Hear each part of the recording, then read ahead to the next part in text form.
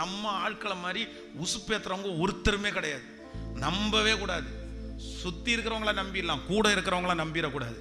ஏன் இத்தனை நாட்களும் சவுல் தானே ராஜாவா இருந்தாரு? ஏன் அங்க இருக்கிற அந்த லேடிஸ்க்கு வந்து தெரியலையா இப்படி பாடக்கூடாதுன்னு? தெரியாதா? எப்படி பாடுறாங்க பாருங்க. சவுல் கொன்றது 1000, ஆனா 4 நாள்ல காணாம போயிட்டாங்க.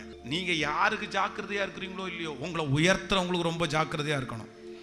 உயர்த்துறவங்க தான் டக்குன்னு தாழ்த்துவாங்க. அதனால நாசியிலே சுவாசம் இருக்கிற மனுஷனை நம்புவதை பார்க்கலும் கர்த்தர் மேல பற்றுதலா இருக்கு. உங்களை ரொம்ப பெருமைப்படுத்தும் போது ஆடிடவும் கூடாது, உங்களை ரொம்ப தாழ்த்தும் போது கீழே விழுந்துடவும் கூடாது.